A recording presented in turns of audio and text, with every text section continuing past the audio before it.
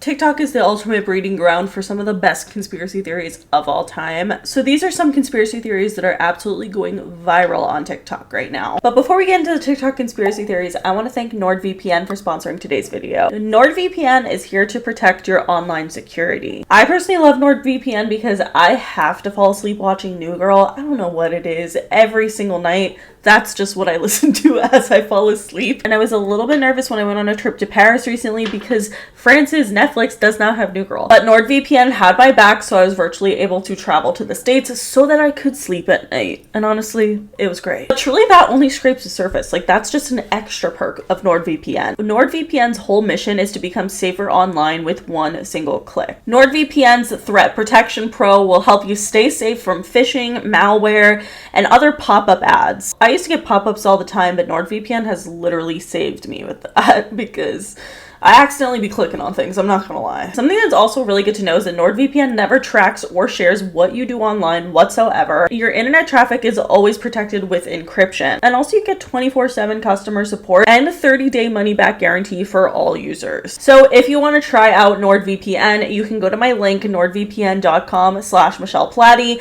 and you can get the exclusive NordVPN deal plus 4 months extra. And it's completely risk-free with their money-back guarantee. And I want you guys to let me know what Netflix shows you're watching across the pond, across the world, wherever you are, and wherever you're watching from. Let me know what country you're turning your NordVPN servers to watch whatever shows are available on other platforms in different countries, because I'm curious. I'm sure there's a lot of documentaries that we can't see here in the States, but we can use NordVPN to travel to other countries, and I'm kind of down, so let me know what you guys are watching now. But thank you again to NordVPN for sponsoring today's video. Without further ado, let's get into the TikTok theories. Let's go ahead and start with the obvious, Hailey and Justin Bieber. So this has been a conspiracy theory for a while, but we finally gotten like a very big breakdown on why Hailey Bieber was actually stalking Justin Bieber for almost a decade. It's honestly kind of insane. This woman's digital footprint is lethal. Like, I don't know. Genuinely, I feel like if I started like dating or marrying Ross Lynch, this would be comparable. Like, that's how obsessed she was with Justin. It's kind of nuts. So essentially, Internet Oddities did a YouTube video about this a couple months ago, but it has been going viral on TikTok about this 7-part documentary on Hailey Bieber's decade-long obsession with Justin Bieber. I kind of want to do a complete video on this because there is so much to get into. So if you guys would want that, let me know. I don't know if literally anyone else would be interested in it. I find this interesting as a fangirl myself. Like, this is absurd. Like, I cannot believe that this actually happened, and there's so much detail of it. Like, instances of Hailey Bieber copying Selena Gomez. There's so many different, like, added layers to this theory that it could really be its own video. So let me know if you guys would want to see that. But let's talk about some of the things that Hailey Baldwin did to make her 13-year-old dream become a reality. So it starts in 2009 when Justin Bieber performs on The Today Show. She met Justin when she was only 13 years old due to the connection through her father, Stephen Baldwin. So this was the first time Justin and Hailey met. And also what's funny, you can see her in the crowd of fans at the Today Show for this Justin Bieber performance.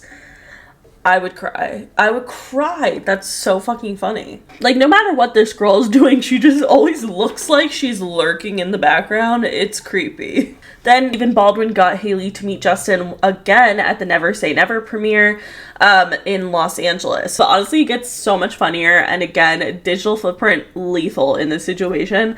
There's literally a photo of Hailey Baldwin at the Monte Carlo premiere, which is Selena Gomez's movie, and she's holding up like a 2000s magazine of Justin and Selena. Like, genuinely, that would be a photo at my wedding. Like, what do you mean? What do you mean? That's insane. Something that really creeps me out, because it's like we don't really know the whole backstory behind this, but in 2012, Justin Bieber and Selena Gomez went to dinner, and paparazzi footage shows that Hailey was there. But she looks like she was there as a fan, like, trying to meet him, which is the creepy part.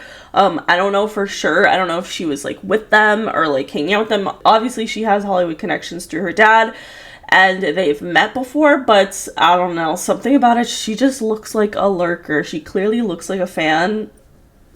I have no words. I have no words. But I knew it was bad, but until this documentary came out, I didn't realize how actually crazy it is. And it gets worse. So a girl named Dana in 2019 came forward. She basically ran a Justin Bieber fan account in specifically New York City. So If you've never been on Stan Twitter and you're never a fangirl, basically, whoever you were a favorite of, like, whoever you loved, like, your favorite artist, actor, whatever the case, they would have these, like, really big Stan accounts that would basically have updates of that person in various cities. So Dana was a New York City Justin Bieber fan account, basically, which would mean that she would update on kind of when he was in New York and where he was, but it was also kind of selective. Like, they wouldn't go outright and tweet where he was, but, like, you could DM her and, like, find out, I guess. And she has evidence of her and Hailey Baldwin becoming friends, and Hailey Baldwin asking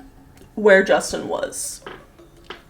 I don't like that. So obviously you can't believe everything you see on the internet, although I fully believe Dana with my full heart because she's a fangirl and we've all been there.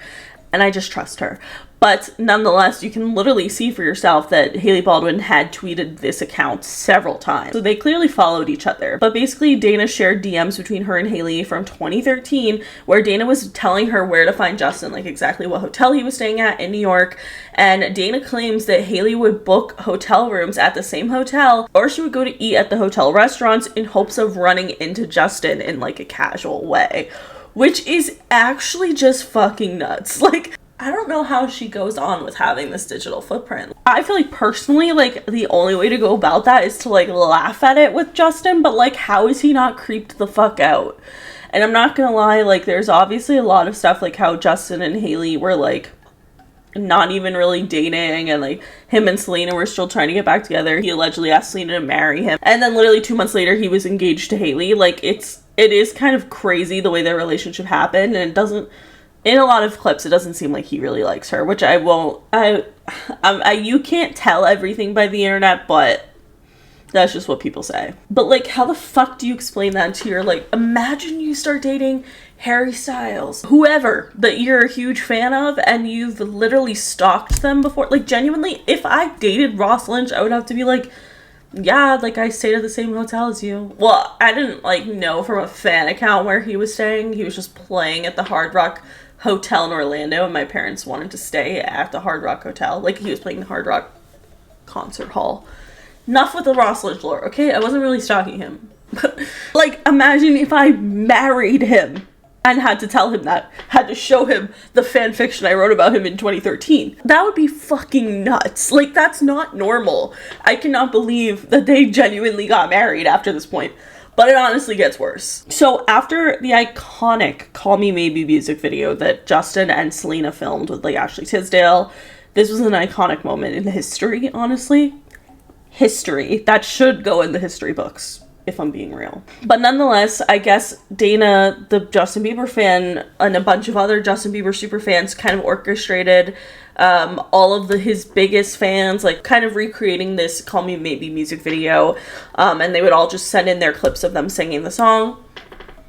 Why did Hailey Baldwin do that? Why'd she do it? Genuinely, I don't have words. Genuinely. Like, that's fucking nuts. But the game really started to change for Hailey Baldwin in 2014 because she became really good friends with Kylie and Kendall Jenner. And obviously Kylie and Kendall knew Justin Bieber, so now she had a connection, like a literal connection, that was in a more casual setting of ways for her to see Justin, which obviously ended up happening, and of course they ended up dating and getting married. And honestly, like, this just scrapes the surface of not only Hailey Baldwin's digital footprint, but also the way that Hailey copied Selena Gomez. So many different aspects to this, like, relationship dynamic that's actually fucking insane. And I cannot believe, I mean, people are talking about it, but, like, this should be on the news.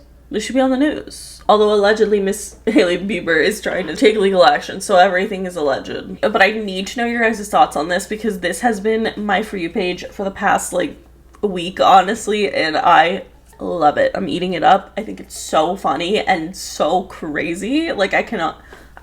That's hilarious. Like, honestly, Hailey Bieber living the fucking dream. I can't blame her. Like, I can't. How am I gonna blame her? She's doing everything that I expected to do. Like, I expected my future to be marrying one of my faves, and it wasn't, but, you know, we've seen it be done. It's doable. Honestly, lately, it just kind of seems like Justin has been crashing out since Selena Gomez has announced her engagement to Benny Blanco, which you know, whatever. There's just been kind of a lot of speculation about the three, Justin, Haley, and Selena, for the past couple of years, really, but there's seriously so much to deep dive into, so if you guys would really want a video on it, let me know. Also, this blind item recently came out, basically confirming that Hailey Bieber was pretending that Justin was filming her in bed that one time. Hailey Bieber allegedly pretended that Justin Bieber was taking a video of her while she was in bed in a recently resurfaced video. Here is a new blind item about it. Everything in this video is alleged, not confirmation of validity of allegations.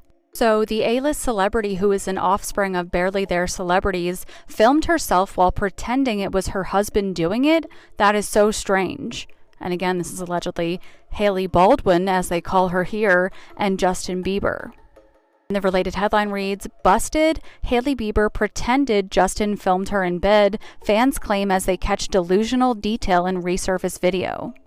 Hailey Bieber has left fans claiming she attempted to trick them into thinking her husband, Justin, filmed a video of her lying in bed. In August, the supermodel posted and quickly deleted a flirty TikTok video, sparking chatter from her followers.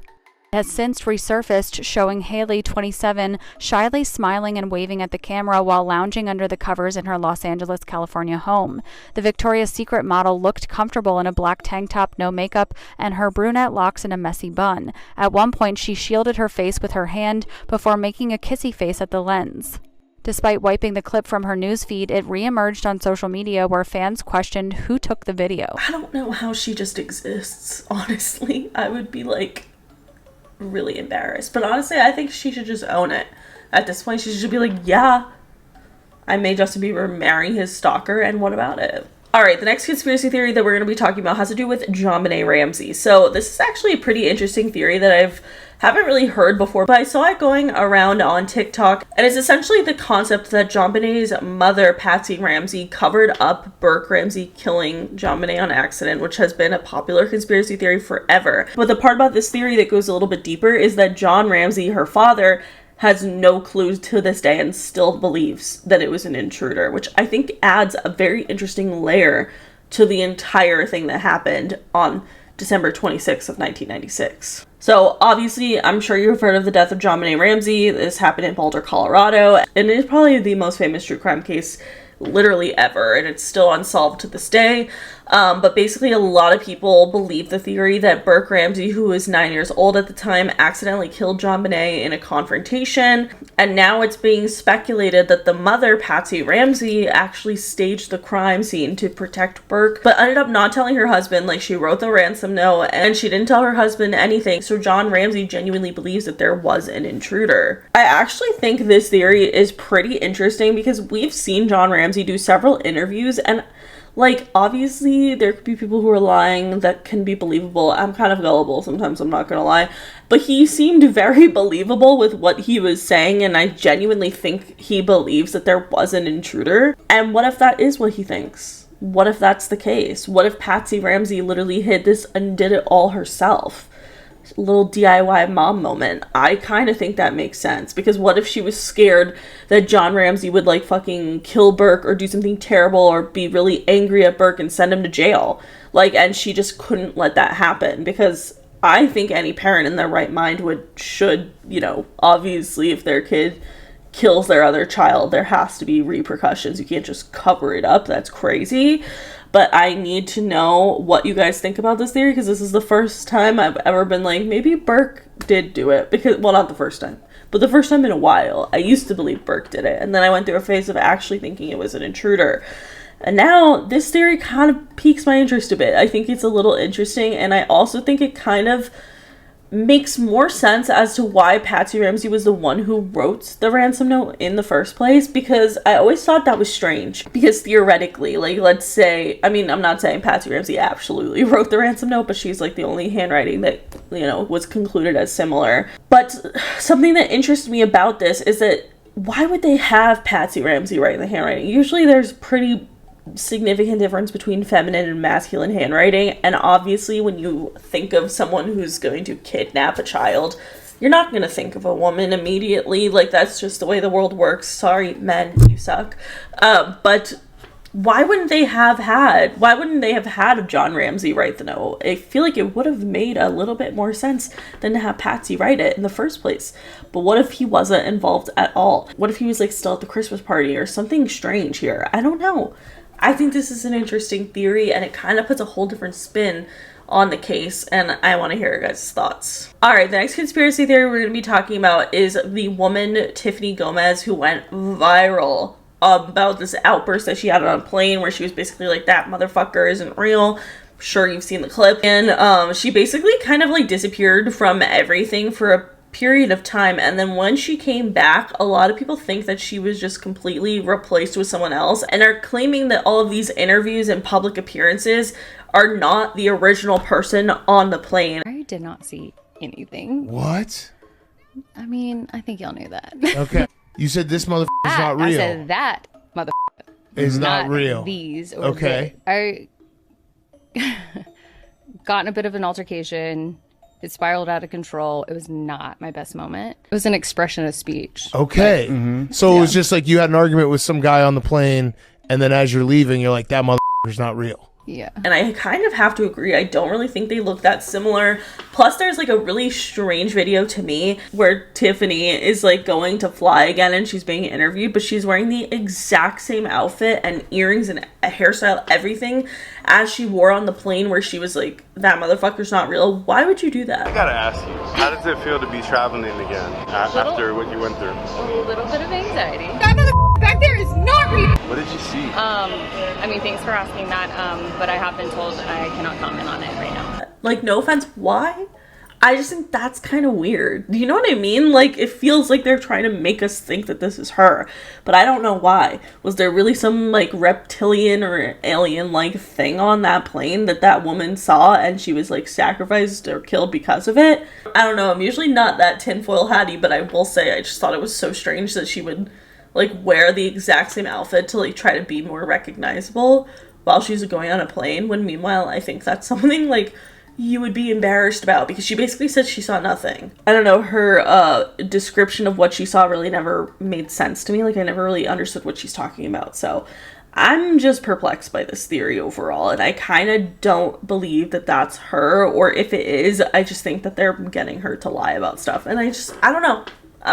I'm just saying. Alright, the next conspiracy theory we're going to be talking about is the theory that Bob Ross is secretly a serial killer. So there's a pretty dark conspiracy theory that Bob Ross is secretly a serial killer. So on Bob Ross's PBS show, The Joy of Painting, where he would paint various landscapes, there's basically a theory behind this that Bob would actually paint places where he would hide his victims. Recently, people have been comparing some of his paintings to unsolved murder scenes. Okay, here is the first one. Here's another one that really freaked me out. Another two that look pretty similar. And here's another one. And I don't know. It's, again, I couldn't find like that much actual information or proof that there were actually these unsolved cases that happened. Even in the timeline of when Bob Ross was alive, I kind of don't believe this theory, but it is a very weird coincidence, I will say. I'm not quite sure. And I saw this TikToker kind of put a spin on the theory that I kind of found to be a little bit more interesting. I have my own theory that I have not seen anywhere. Now, what a lot of people don't know is Bob Ross was actually in the military for 20 years. Now, in the military, he was a medical records technician, which means for 20 years, he probably sorted through tens of thousands of patient records, including many records of people who died.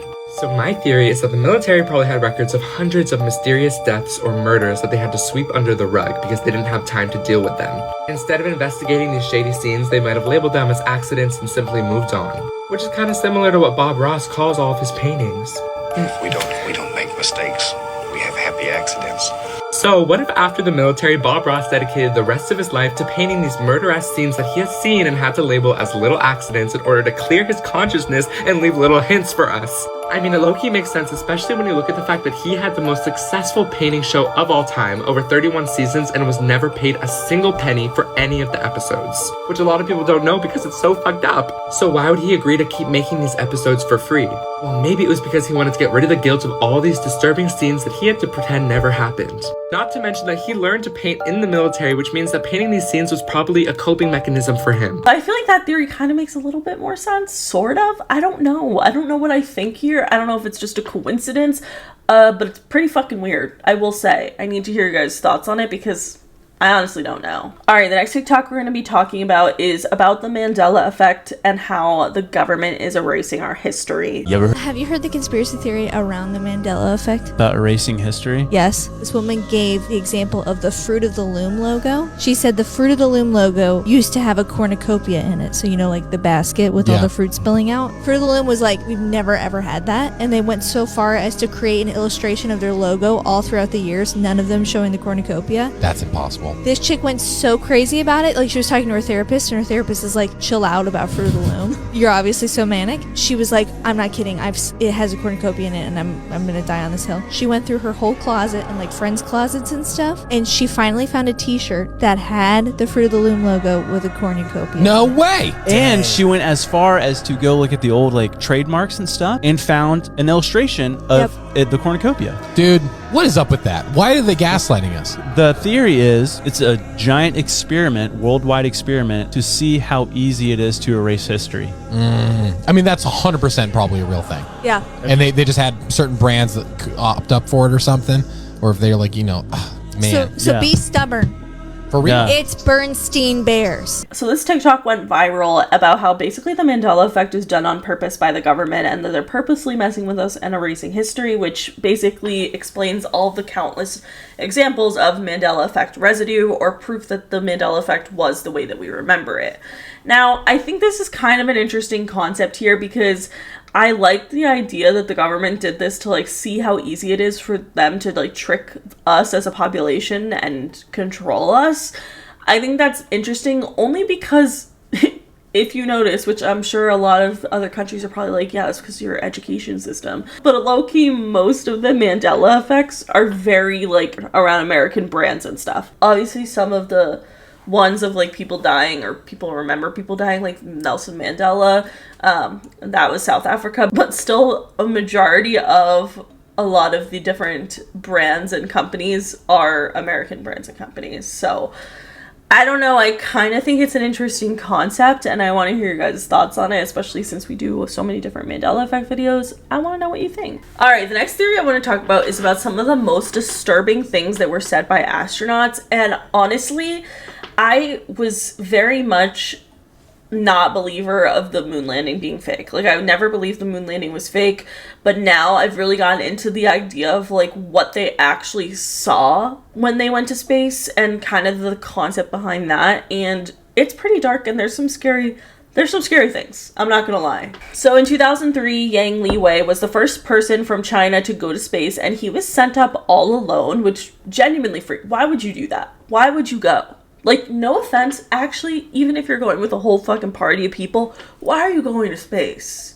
You couldn't pay me to go to space. Genuinely, you couldn't pay me. Nonetheless, this man went to space alone, and while he was up there, he heard something that sounded like someone was knocking on the side of his spaceship.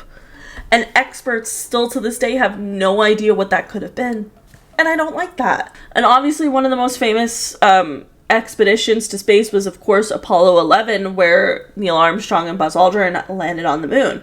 And while they were on the surface of the moon, Neil Armstrong switched to a medical communication at NASA and basically spoke to the chief medical officer saying, quote, "They're here. I say that there are other spaceships. They're lined up in the other side of the crater. They're watching us." What do you mean by that? What do you mean by that?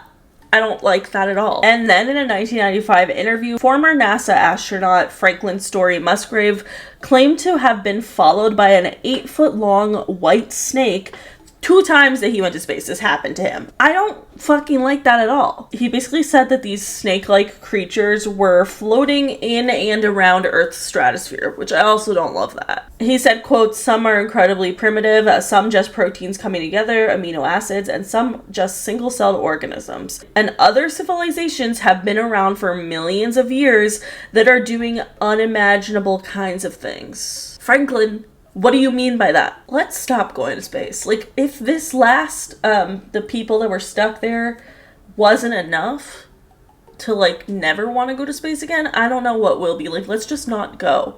We don't need to know. We don't need to know what's there. Go to the ocean. I'm concerned about that. Speaking of the ocean, this is a cute and fun little conspiracy theory. It's basically just the conspiracy theories that mermaids actually do exist, and the proof of the theory that they do exist is because they are the reason that dolphins are so friendly and sweet towards humans, because dolphins see us as mermaids.